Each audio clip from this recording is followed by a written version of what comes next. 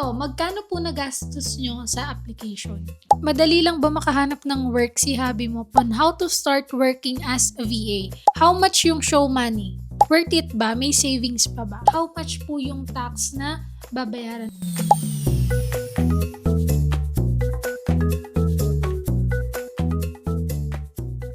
Hi everyone! Hi everyone! So welcome back to my YouTube channel, and dito sa video na to, syempre pag-uusapan natin yung tungkol sa digital nomad visa kasi guys, sobrang daming nagtatanong talaga sa process, ganun, magkano yung nagastos namin. Nag-gather ako ng mga questions, okay, sa TikTok to, kasi madalas yung iba hindi ko nasasagot sa sobrang daming nagtatanong. Kaya gumawa na lang kami ng video para at least isahang panoorin nyo na lang, di ba? At mas maintindihan nyo kung ano yung mga ginawa namin. Okay guys, so una sa lahat, bago natin sagutin yung mga questions ng mga people of the world. Ano ba yung digital nomad? Oo, ano ba yung digital nomad visa? Yung digital nomad visa, sa madaling salita is dapat remote worker ka. Pwede kang mag-work anywhere else. Kunyari, dito ka sa bansang Spain mag-apply ng digital nomad visa, pwede kang mag-work sa mga employer remotely besides sa mga employer na nasa Spain. So, ganun siya kadali.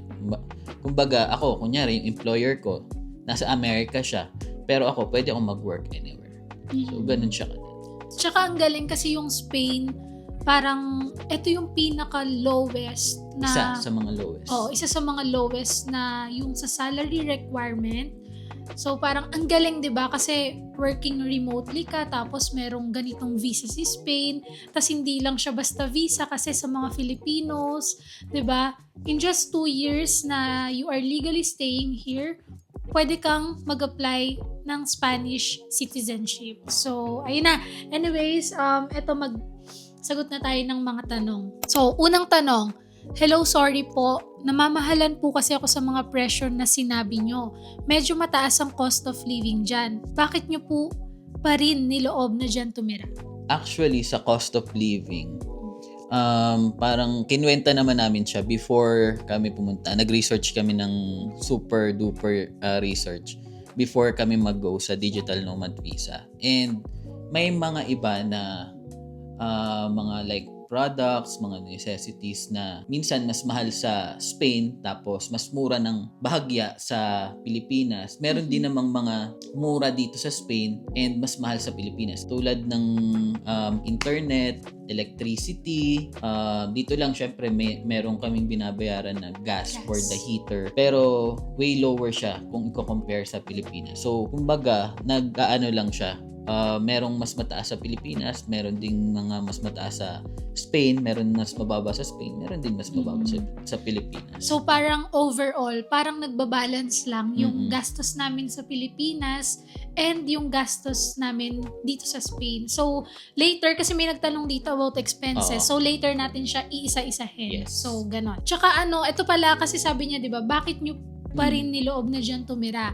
Kasi nga, una sa lahat, gusto namin ma-access yung healthcare nila dito. Kasi yung healthcare, yung education, subsidized kasi siya dito. So parang pag nagbabayad ka ng tax, nagbabayad ka ng social security nila dito, alam nyo, marami kaming naririnig na inoperahan ng ganito, inoperahan ng mga ganyan. Which is, kung sa Philippines, milyones yung gagastusin mo, milyones yung mawawala may sa'yo. May subsidy din, pero hindi ganun kalaki na katulad dito. Na, di ba, tayo sa Philippines, gagastos tayo ng ganong amount for that operation. Pero dito, yung mga feedback na naririnig namin, as in, wala talaga silang binabayaran. Tsaka, yung number 2 is yung Spanish passport. Yeah. Kasi nga, as a former colony tayo ng Spain, 2 years lang na legal kang nagstay dito, pwede ka nang maging citizen. Kasi, syempre, di ba yung Spanish passport, third yan sa strongest passport in the world. Tayo, syempre, sino ba naman hindi nangangarap na matravel yung buong mundo? Pag meron kang ganong passport, hindi ka na mahihirapan na kuha tayo ng visa sa ganito, kuha tayo ng magpasa tayo ng ganyang visa para lang makapunta ka dun sa bansang yon. Nare-reject pa minsan. Oo, Pag nare-reject. Pinoy yung passport mo. Yes. Sobrang laki ng chance na ma-reject ka.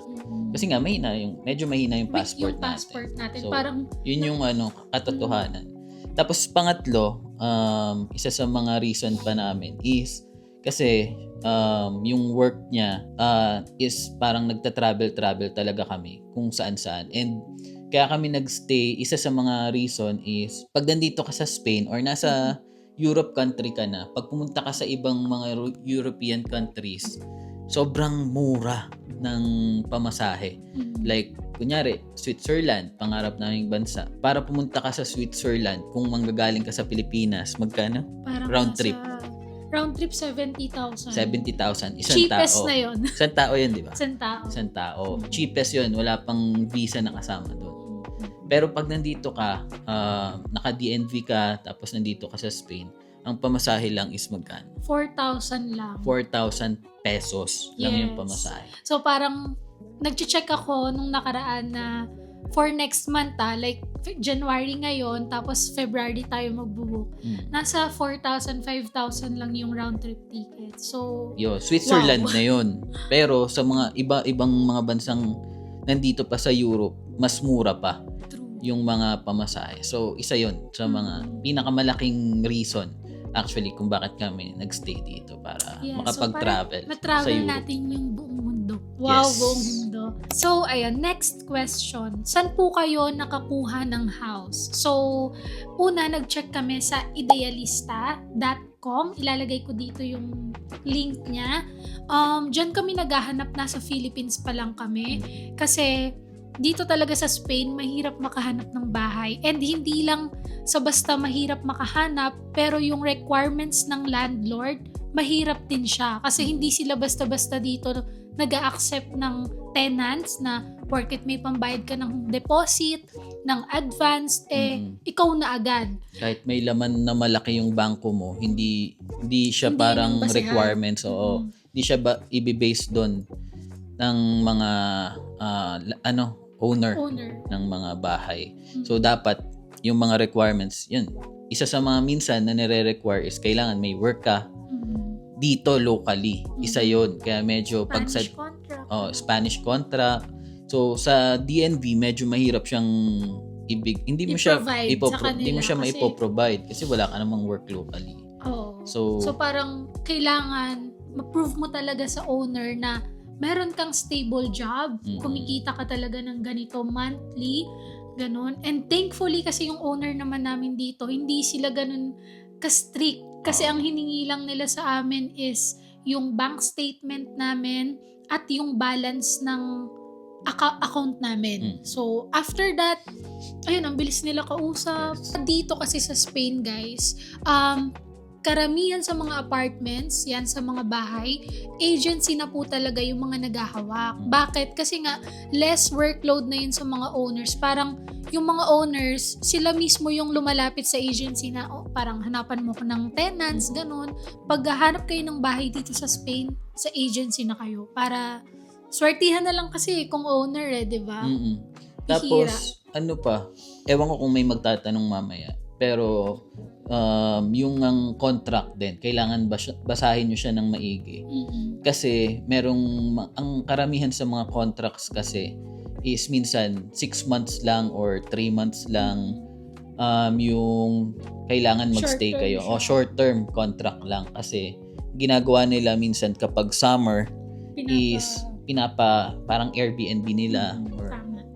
yun nga, Mas short malaki term. kasi yung kinikita nila doon. Dami kasing namamasyal mga turista Tama. dito pag summer. Pag summer, yes. Lalo na sa mga coastal area, di ba? Baka magulat kayo, bigla na lang kayong paalisin. Kasi pag nakita nyo yung contract nyo, 3 months lang pala, 6 months lang pala. Where in Spain po kayo nagstay? Ayan, saang city po kayo? So, nandito kami sa Salamanca. So, kasi merong Salamanca, Madrid. Merong Salamanca. So, nandito tayo sa Castile y Leon province, 2 hours away from Madrid. So, ayan. Ayun, lawyer details po. So, sa lawyer namin, guys, ilalagay ko sa description box kung yung Details. updated, yung details ng lawyer namin at kung saan nyo mapapanood yung updated video niya about digital nomad visa. Kasi meron siyang YouTube channel and dun niya talaga pinopost yung mga updates dito sa Spain, sa mga requirements. Ganun. Sobrang galing nung lawyer namin. Sobrang dami niya ng, Yes. hindi lang Pinoy, kundi mga ibang lahi na natulungan makapag-digital nomad at saka yung iba pang mga visa dito sa Spain. Pinoy siya, Pinay. Pinay siya Pinay, and very professional siya pero hindi naman intimidating, di ba? Oo, hindi. Sobrang Sobrang friendly. patient, sobrang friendly, tsaka tutulungan talaga niya kayo. Oo. As in sa lahat, like, sabi nga namin, kung nag-DIY kami, baka sumuko na lang talaga tayo. Muntik na talaga. Muntik na rin kaming hindi na namin itutuloy. Buti na lang nag-avail kami ng services kaya to. yung Consultation. yun. Nung nag-consultation kami kay attorney, kasi magkano lang naman yung gagastusin mo sa consultation. Doon mo malalaman, doon i-assess ni attorney na pwede magagawa natin ng paraan. Meron akong mga strategy dyan. Strategy. So, Hello po, if ganyan po yung income monthly, how much po yung tax na babayaran po? So, dito sa Spain, depende sa income mo, yung tax mo at saka yung social security mo. So, ilalagay ko dito, yan. Ilalagay ko dyan kung magkano yung tax based sa income mo. So, pero meron ding mga yung mga deductions, tax deductions na kagaya ng kasi digital nomad visa, so mostly sa bahay naman nag-work yan, di ba? Work from home. So lahat ng mga ginagamit mo na may connection sa work mo is i-deduct siya. May pero percentage. Hindi siya full na buong binabayad mo doon kaltas na. Ano lang, percentage may percentage. Kagaya ng, kunyari, bumili ka ng mga table, computer chair, internet, yan. Kahit yung rent sa house, alam ko, dinededuct din. May percentage. So, may mga ganun. What if kaming VA mag-asawa? Pwede po ba mag-apply siya as single applicant, then sa akin, may isang dependent? Pwede siya. Kung kunyari yung asawa mo is mag-a-apply siya ng solo siya, tapos ikaw may dependent na isa, basta kaya nung salary requirement. So, pag dalawang tao, kunyari ikaw yung principal na mag-a-apply, tapos may isa kang dependent, ang amount ng salary requirement na kailangan mong ma-meet 3,799 euros per month. Minimum yon. Minimum salary requirement. And then, para naman sa Solo. hobby mo, sa solo na mag-a-apply, 2,763. 2,763 euro din yun. Oo. Ano nyo na lang, based dun sa... Ilalagay ko na lang din dito kung, yan. Kung magkano yung salary requirement din based sa kung solo ka lang at kung ilang dependents yung dadalhin mo. And eto rin pag-isipan nyo rin kasi since tig-isa kayo ng application, syempre tig-isa kayo ng SS na babayaran, tig-isa kayo ng tax na babayaran. So unlike sa, for example, di ba family of 3 kayo and ikaw yung solo applicant with 2 dependents, syempre mas mababa siya. Pero kung tig-isa kayo ng application, syempre expect na mas mataas. Per month po ba ito, ma'am? Yung salary requirement? Per month ang salary requirement. 200% siya ng SMI or ng minimum wage dito sa Spain. So, kaya ganun siya kataas. Para yun, alam mo yun, minimake sure ng government na kaya mo talaga mabuhay dito sa Spain. Ito, magkano po nagastos nyo sa application? Ayan, magkano nagastos natin? Ako talaga, hindi namin kasi kinumpute talaga ng nakadetalye. Pero pag iniisip kasi namin na sa ganitong binayad namin sa lawyer, sa agency, yung binayad namin sa apartment, yung binayad namin sa plane ticket, yung hotel, yung food, ayan, more or less kasi nasa 500,000 pesos. So, syempre, mas mapapababa mo pa yan kasi hindi tayo nagtipid kasi talaga. Parang kung saan tayo comfortable. Kaya siya lumaki kasi syempre, yun nga, meron kaming agency fee yung sa lawyer fee namin. Pero kung magdi-DIY kayo, Mas mas makakatipid makakatipid talaga kayo siguro mga basta mas mababa doon. Sa plane ticket natin, anong airline tayo? Emirates tayo. So hindi kami yung parang kasi pag hindi dun sa mga ganung airlines, maraming stop, 'di ba? Maraming layover na mangyayari. Ayaw namin kasi nga madami kaming dala. So gusto namin 5 yung maleta namin. 5 yung maleta namin malalaki. So 2 lang kami.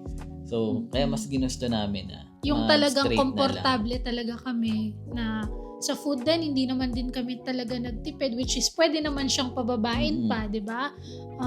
Sa hotel, imbis na Airbnb nga yung mga shared, ayaw niya ng mga shared. So, ang choice lang na talaga namin is mag-hotel. So, I mean, guys, baka kasi, kaya ayoko kasi din minsan pag-usapan to, baka kasi isipin ng iba na parang, alam mo yun, yabang nyo na. Pwedeng magtipid, guys. Basta Pwede. ganun Pwede naman din kami magtipid nung panahon na yun. Kaso nga lang, syempre ako, magta-transition ako na dito na nag-work pa din. So, kaya mas pinili namin ng mga hotel. Tsaka pinaghandaan talaga namin yun, guys. Meron na kaming budget for that na inilalaan talaga para sa ganito nung pag-move namin sa Spain. Yun po bang salary na required for main applicant? Okay lang po ba salary tapos kita from business? Okay lang ba yun? Kasi inaano nila chine-check yung mga payslip. Kasi nagsasabit ng payslip, ng invoices, ganyan. Tapos, bank statement kung saan mo nare-receive yung salary mo. So, nagpapasa ng ganun. So, maganda yung tanong na ganyan is kay attorney talaga. Kasi may mga kakilala kami na meron silang own business and then ang ginawa na lang nila is ginawa nilang empleyado yung sarili nila to qualify. Pero we don't know kung tinatanggap pa yon or alam mo yon. Maganda kayo. Kasi yung mga updated na mga details and requirements Si si attorney nakakaalam. Kasi nandito siya. Yes. Kumbaga kasi, eto parang bago mo pa siya malaman sa website, bago mo pa siya malaman kay ChatGPT, which is minsan hindi reliable si ChatGPT, si attorney alam niya na. Ganun siya. Ganun sila nung nag-aas. Yes. Sa immigration. Yes. Kumbaga may connection kasi si attorney mismo sa embassy ba? Or legal basta sa gobyerno dito. Kaya alam niya yung mga updates at kung ano yung mga pwedeng gawin sa case mo. So, hindi kami yung makakasagot ng mga ganyan. So, medyo yun technical lang. siya. Oo. Sinabi lang namin na may mga nakagawa na ng ganun. Pero, I suggest mag-consult pa rin kayo kay Attorney Marian. Again, nasa description Magkano yung box. kay attorney? 50 euros 50 lang. euros lang. Tsaka hindi naman porket nagpa-consult kayo, dapat mag-avail na rin kayo ng Agad. services ni attorney. Yung initial consultation is, syempre, dun mo palang malalaman kung ma-qualify ka ba, kung sa case mo ba, pasok yung mga requirements. And then, dun ka na mag-decide kung ipupush mo ba yung sa digital nomad visa. Question po, after 2 years po under DNV at nakastay ako 380 days for the entire 2 years, eligible po ba ko to apply residency? Yes. As long as nagstay ka plus pumasa ka dun sa mga exams. Hindi, residency kasi itong tinatanong niya. So, Ay, pag residency. nag-grant kayo mismo Baka ng... citizenship yung ibig niyang sabihin. Oo. Eligible po ba ako to apply? Hindi, pero ito. Kapag na-approve kayo ng digital nomad visa, automatically, meron na kayong residence permit. So, after 20 working days, residence permit na, meaning legal na po kayong pwedeng tumira dito for 3 years. Pag dito kayo nag-apply directly in Spain. Now, baka kasi ang question niya is, eligible ba for citizenship? O, ayun. Yun, yung citizenship, yun nga, pwede. Tama yung sinabi mo. Tapos, meron kasing exam. Kailangan din, maabot mo yung language nila ng sa language exam, dapat A2 ata A2. Di ko sure, pero parang Hindi namin ganun, sure, A2, pero A2 malalaman level. naman natin yun or malalaman nyo naman once na nandito na kayo. So may exam sa language at saka cultural. So alam din dapat natin yung culture nila. So yun, pwedeng Oh, tsaka kailangan sa loob ng 2 years na yon, ilang days ba per year yung kailangan nandito ka sa loob ng Spain? Basta hindi ka 180 days dapat Nasa loob ka? nasa loob ka ng Spain, if I'm not mistaken. Oh, Or hindi ka parang, wala ka dapat sa labas ng Spain. hindi, parang, kunwari, in just 1 year na nandito ka sa Spain, may certain days lang Oo. na pwede kang lumabas. Oo, So, ang alam lang namin is parang 60 days. 60 days ata Or 90. na... Parang Oo. ganun. So, check namin dito Check. yung yung details. Dito yung details, guys. Gaano kahaba ang process? Although nag-start kami mag-ipon ng March, yung pinakang process namin, ini-start namin siya ng October, Ano na? September. September namin ini-start yung kumuha ng mga Pag-ipon mga ng requirements, ganyan. So, sobrang mabilis lang siya. Tapos yung visa pa namin, nakuha namin siya within 3 working days. Mm. Kaya, nung sinabi namin sa family namin, kasunod na week, di ba pumasa kami ngayon, after 3 working days, kunyari pumasa Nag-book na agad ng nag-book na kami ng flight, kasunod na week, Mm. umalis na agad kami. Ganon siya kabilis. Wala siyang within 1 to 2 months or less than 2 months, pwede ka nang makaalis.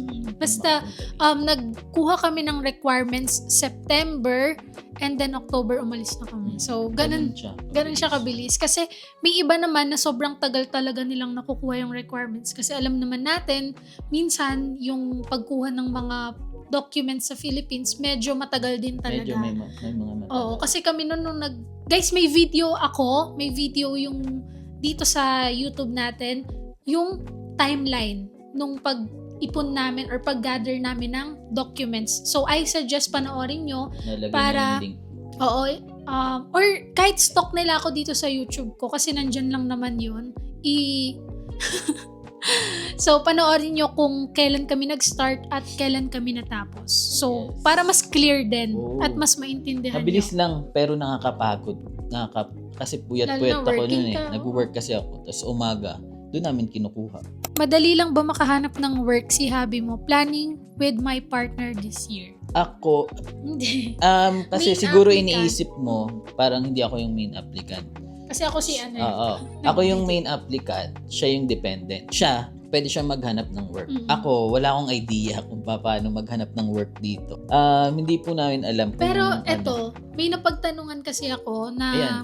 matagal na ditong nakatira and ang sabi niya, sa mga lalaki, mahirap makahanap ng work dito sa Spain. Lalo na kung hindi marunong mag-Spanish. Pero yung mga babae dito, I think maraming nagkakaroon ng work. Lalo na kung sa tawag doon yung sa behind kayo, like kunwari sa kusina, oo, hindi kayo maharap sa mga lokal dito, ganun. Nagki-clean, yung mga cleaning ladies, ganyan. Marami naman. Pwede. So, try nyo pa rin. Baka merong mga may mga opportunity, like kunyari mga restaurant, marunong siyang magluto, Tama. doon sa likod, mag-assist. But Pwede I na, try. suggest, habang nandyan pa kayo sa Pinas, mag-aral na kayo ng Espanyol. Kahit yung mga lang, Oo. At statements, basic. kasi for me kung legal kayo dito, like tayo, legal, digital nomad, tas marunong ka mag-Espanyol, sis, mabilis kayo makakahanap ng work dito. Basta legal, marunong mag-Espanyol, wala kayong iisipin. Kaya nga, maraming pumupunta dito na mga digital nomad. Kasi nga, kumbaga, pag citizen ka na kasi dito, tapos marunong ka mag-Espanyol, ang daming opportunity for you. Hindi ka parang like sa Philippines, di ba, na kung ano lang yung sa tingin mong pwede ka, di ba? Minsan ang hirap pa nga kahit ano ka naman, kahit napasa mo yung requirements. But here in Spain, sobrang dami kasi pwede ka magtrabaho sa France, yan, sa iba't ibang bansa, kasi EU naman siya. European. Ayan pa. Ito, question from April. Ma'am, naka-work from home kayo. Paano yung pay nyo sa client nyo? May changes ba sa rates or pumayag naman sila? Actually, yung rates ko kasi before pa ako pumunta dito sa Spain, maganda na siya. Maganda na yung rate ko sa client ko. Tapos, yes, merong increase kasi mabait yung client ko. Ewan ko lang kung sa iba magagawa nyo yung i-request. Kasi ako, nag-try din ako mag-request sa kanya. And very supportive siya na nung nalaman niya na plan namin na mag-relocate dito sa Spain, siya mismo yung nag-offer sa akin. Pati yung oras nung work ko, in-adjust niya para mas maging maayos yung pag-work ko dito sa Spain. Kasi kung sa Philippines, parang ano siya dun anong oras ka nag-work? 6 p.m. 7 7 p.m. hanggang madaling madaling araw. Tutulog ako mga 5, ganyan, 6 a.m. na ng umaga. So, sobrang lala. Tulog ako ng umaga. Pero dito, normal na tao Normal po. na tao. Normal na tao. Sarap. Nag-start siya mag-work mga 11 a.m. Ganun. Depende din sa Nakapag-jogging kanya. pa kami ng umaga. Wow, sinungaling ka. Kaya Sinungaling maganda. ka. Maganda. Kasi natatapos ako Kung anong oras. Tapos tulog talaga sa gabi kung anong oras talaga dapat yung tulog ng isang normal na tao. Grabe ko. Parang kasi guys, vampira siya sa Pinas. Hindi siya nasisikatan ng araw sa Pinas. So thank God kasi dito, ayan, sarap ng araw, lalakad kami, jogging kami, Charot. Maganda. Okay, next. Sorry, hindi namin alam paano banggitin. Sure po ba after 2 years, citizenship agad? Citizen agad? May exam po ba sila? Hindi siya automatic kasi yung 2 years na yun lang yung qualification na nakapag-stay ka na ng 2 years dito. Pwede ka nang mag-apply for citizenship. Ngayon, meron ka pang iti-take na exam, yung sa language and sa cultural exam. Tapos, dapat wala kang nilalabag ng mga batas nila. tama. Kailangan Check clear ka nila. dito. And then after that, pag nakapag-exam ka na, basta yung mga exam, magwe-wait ka pa kasi ng mga 6 months to 1 year. Kasi nga, medyo mahaba yung process talaga dito dahil sobrang dami pong nag-a-apply ng citizenship.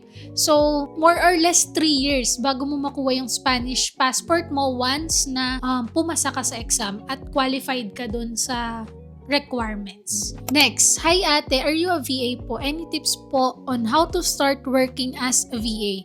Really want to pursue pero don't know where to start. Kasi kami nag-start lang kami mag-VA parang 2022. 2 to 3 years parang gano'n. Bago pa lang 2026 na kami, pala guys. ngayon. 20. So mga gano'n.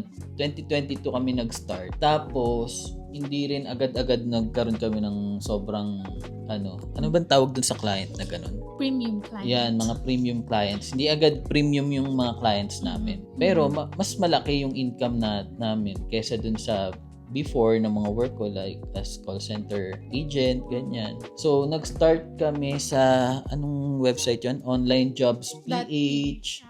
Tapos sa Upwork, naghanap-hanap kami. So, kung ano yung knowledge ko before sa call center, medyo marunong mag-Excel, sa Microsoft Excel, ganyan.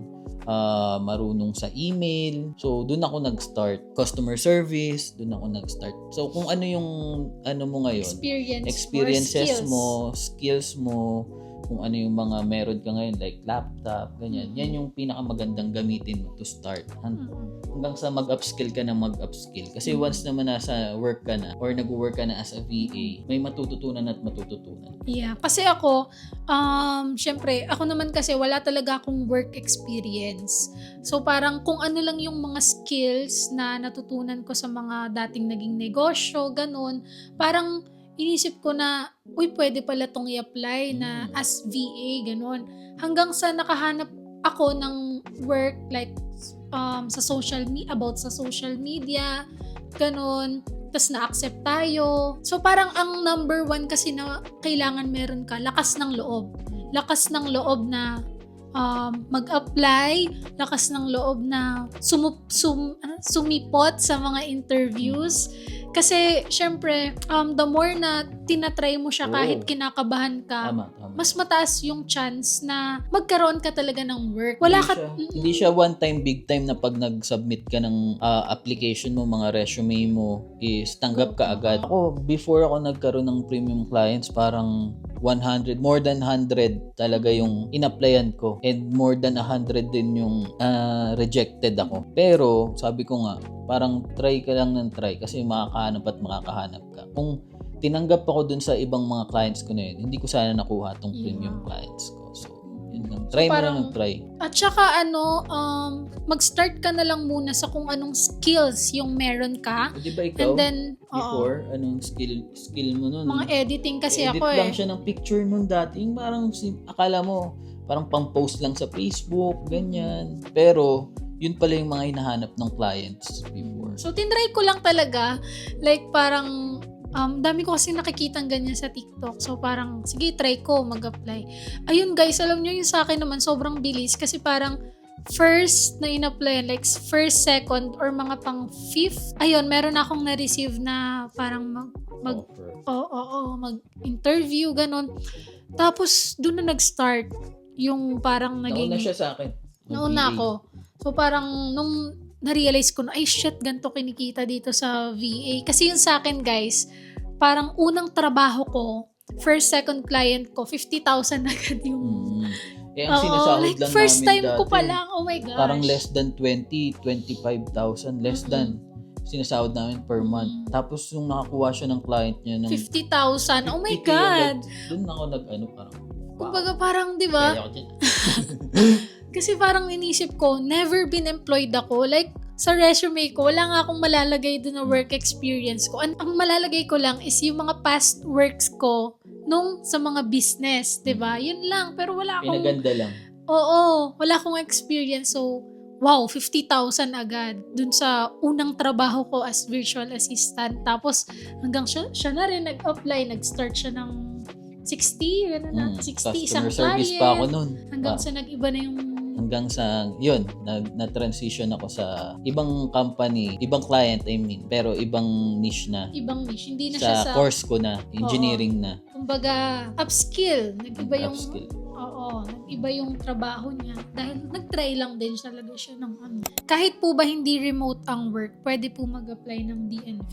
No. Kailangan remote. Kailangan remote. Paano ka makakapunta dito kung hindi remote? Yes, kasi yun nga, sa digital nomad visa, yun, sa word na yun, digital nomad, kailangan remote worker ka. So, yun na yung pinaka-ano niya. Tapos, isa sa mga requirement is, merong letter kang isisend sa client mo or sa employer mo na pinapayagan ka nila mag-relocate dito sa Spain at gawin yung trabaho. Yes. So, kung hindi mo may sasubmit yun, Hindi ka na. Question ni Ann, kahit digital nomad visa po, covered ka ng mga benefits ng Spain? Yes! We are proud to say na yes! Kasi basta nagbabayad tayo ng tax, nagbabayad tayo ng social security dito, yung benefits ng mga lokal dito, same sa benefits na matatanggap natin. So, healthcare, education, even medicine, di ba? yes. Yung medicine nila, mga prescription medicine. So, parang kung sa Pilipinas, magkano yan yung na-search na? Binabayaran niya sa Philippines parang magkano ba yun? 5,000 o 10,000? 5,000, 10,000 dun sa medicines niya. Monthly kasi yon. Tapos, nung nandito na siya sa Spain, parang 3 euros ata, which is nasa 200 pesos lang ata. Ganun ka subsidized. For monthly na yun na medicine niya. Tapos, meron din akong nabasa, meron tayong kababayan na nagkaroon ng breast cancer, so kailangan siyang operahan. And guys, kahit daw 1 euro, wala silang binayaran. Yun, may access tayo, may peace of mind tayo. Ayun, for emergency. Hindi natin siya ina-attract na yes, ganun. wag naman sana. Ayaw natin ma-experience pero, pa rin. Yun nga, mayroon kang peace of mind na whatever happens, sagot ka ng Espanya. Basta, magbabayad Bayad ka ng ng tax tax. at SS. So, thank you so much. Thank you. May video po ba kayo sa monthly living expenses nyo po? Ito na. So, yes, actually, meron akong video dito sa TikTok ko. Ilalagay ko na lang yun sa TikTok ko. Pero, dahil nandito na tayo sa YouTube, sagutin na rin natin yan. So, bahay namin dito is 550 euros. Ang electricity namin dito, nung hindi pa tayo nagbabayad. Meron na ba sa email? Oh, wala pa. Last time na binayaran namin is nasa 38 euros. Tapos sa water, wala pa kasi every 3 months siya. And sa wifi namin, 37. Basta ganun. 39 euros with 2 mobile plans. So, parehong phone namin may number and may data na. Tsaka may pang text, Call. may pang call, Meron pang sa TV. may TV pa. Yung Netflix, ganyan. Tapos 600 Mbps na yon. So, my gosh guys, sa Philippines pinabayad namin 1,700 for 300 Mbps. But dito, medyo mas mura pa rin kasi may mobile plans, tapos merong sa TV, 600 Mbps pa. Ganun. And ano pa ba? Food. So mga nasa ganun, 80 euros. Basta budget natin kasi.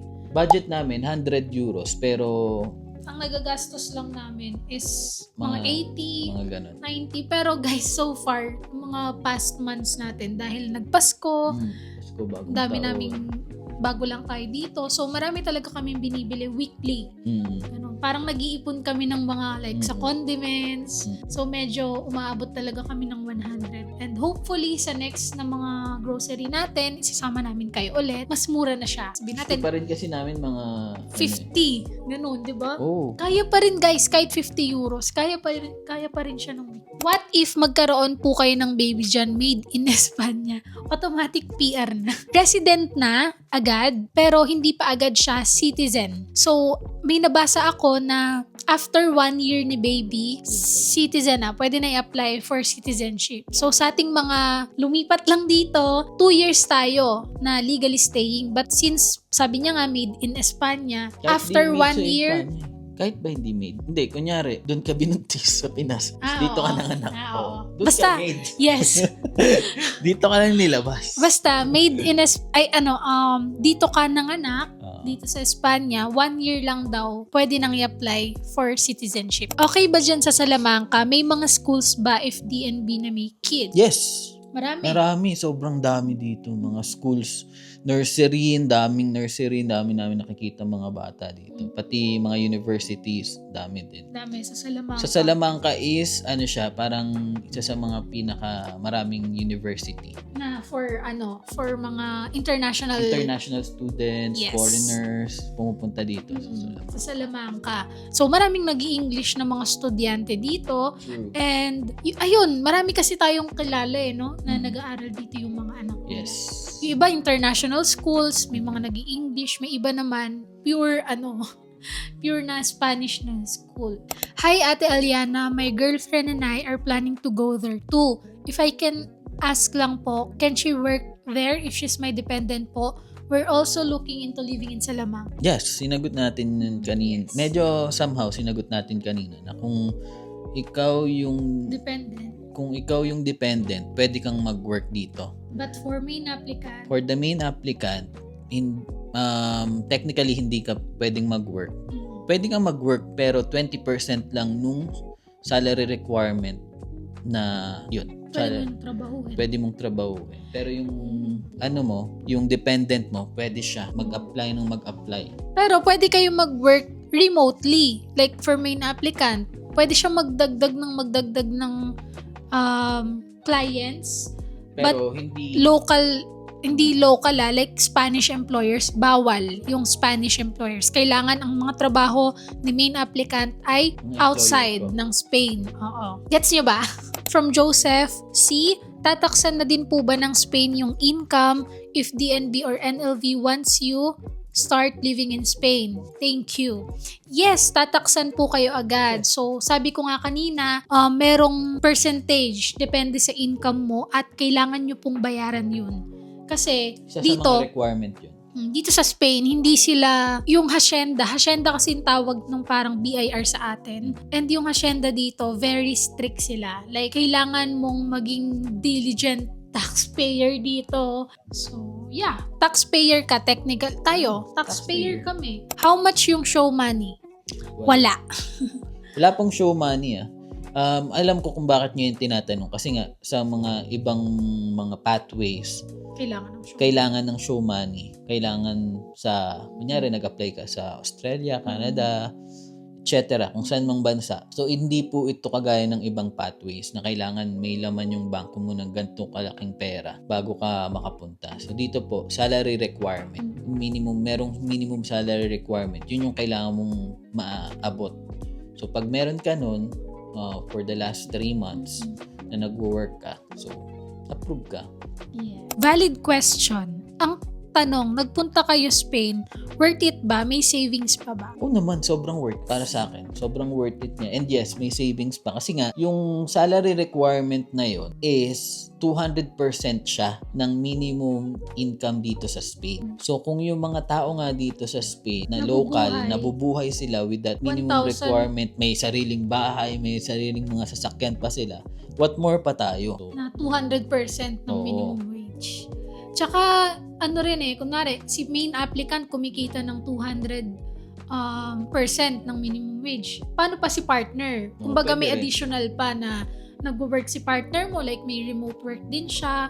So, meron talaga and worth it siya for us. Hindi lang siya sa savings yung pamumuhay mismo dito sa Spanya, worth it siya for us kasi yung number one, may peace of mind kami dahil sa healthcare dito. And Spanya to. Europe to, guys. So, kahit papano, ibang pamumuhay yung meron dito. Yun nga, sa traveling, ang lapit-lapit natin sa ganitong bansa, sa France, anytime pwede tayo pumunta ng 2,000, 3,000 lang pamasahe. Di ba? Parang pwedeng magbalikan-balikan ka lang. kung kailan mo gusto. 2 days, 3 days. Kasi pagka, kunyari, nag-Switzerland ka, galing kami sa Pilipinas, kunyari lang hindi ka pwedeng mag 2 days, 3 days lang doon. Dapat mga 1 week, 2 weeks yung minimum na itatagal mo. Kasi ang mahal nga ng pamasahe. Pero dito, gaya niya, nag-Paris kami, ilang araw lang tayo sa Paris. Parang 3 days, 4 days. So, balik na kami ulit dito. So, ganun siya kasarap. Parang isa sa mga, yun. Kaya worth it siya para sa Yes. Tsaka, try na natin yung mga yung mga hindi natin nagagawa na talagang kasi nakakatakot may opportunity. Baga, ayan, nakita natin yung opportunity, binigyan tayo ni Lord ng parang pinakita niya sa atin yung ganitong opportunity. So, go! Go for it, di ba? Try natin. And anytime naman, pwede tayong bumalik sa Pinas kung hindi natin gusto. Kung ayaw na natin. Medyo namimiss mo ang Pinas. Oo, Anytime. anytime. So, ano siya talaga, maganda siya. Ayun, ano yung requirements sa pagkuha ng bahay? Ayun, nabanggit natin kanina, ang requirements sa amin, ang na-require is yung payslip. Kasi kailangan sumasahod ka talaga, baka mamaya. Kasi merong issue before, nung pandemic, iniwan na lang yung mga bahay nang hindi nagbabayad, ganyan. So, kailangan kaya mong bayar. Meron kang payslip, meron kang Work contract. Ganun. Ayun. So, medyo yung mga agency kasi ngayon, na sila, dahil dumadami na yung mga digital nomads, so, alam na nila yung mga strategy kung paano mapapapayag yung mga homeowners para iparent yung bahay nila sa mga digital nomads. Tsaka, depende rin yan sa owner kasi may iba talaga na grabe yung hinihingi. Like, kailangan, ang tawag dito, kailangan meron ka ng residence card. May kailangan, mga insurance pa meron pa nanghihingi ng ITR, like tax return mo dito sa Spain. May iba naman na, yun, tulad sa amin, yung owner namin is, bank statement with balance ng account namin. Okay na sa kanila, ganun. So, depende siya sa owner, guys, but we suggest na pag naghahanap kayo ng bahay, syempre ang i-ready nyo, payslip, bank statement, work contract, yon. Kasi yun talaga yung main. Yun yung usual na hinihingi talaga. So at least pag hiningi ng owner or ng agency, mapaprovide nyo kagad. Ready kayo, kumbaga. So ayun lang. And if ever, yun muna. Kung may mga hindi kami nasagot, guys, comment nyo dito sa comment section ng ating YouTube channel. And then, sa next video, gawan ulit natin siya ng panibagong FAQs na vlog. So, ayun. Basta masasabi lang namin, guys, 3 months na kaming nakatira dito. And for us, very worth it. And masaya kami so far. Yeah, at saka hopefully, naging helpful yung mga yung mga answer namin dun sa mga questions. Yes. And may mga parang may mga nagdadalawang isip pa dyan sa inyo na nanonood. sana ito na yung sign para itry nyo kung Yes, try talagang gusto nyo talaga. Para wala kayong regret. Ako kasi ganun eh. Ganun. Yung inisip ko na what if hindi ko siya itry tapos sa huli parang mayroon akong regret na sana pala tinry ko kasi pwede naman pala.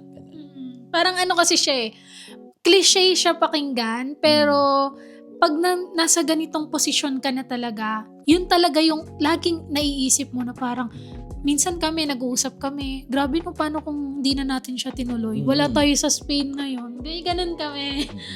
So parang, mga ganong moment may kami. mga ganun kaming moment. So parang, buti na lang talaga, tinry namin. Naglalakad sa Ganun. labas. Mga ganun. So, sana guys, kami nanonood lang din kami ng mga Before. videos, vlog about digital nomad visa or pag-migrate sa ibang bansa. And sana yung mga nanonood ngayon, kayo naman yung nag-share soon sa mga planong mag-migrate. And sana magkita-kita tayo dito sa Spain. So, guys, subscribe nyo na ako kasi magwa 1K na ako. Yes, And subscribe. Para naman kumita na tayo sa YouTube, guys. Subscribe nyo na ako, guys. And yun nga, if may other questions kayo, type nyo lang dito sa comment box. So, yun lang, guys. Thank you for watching.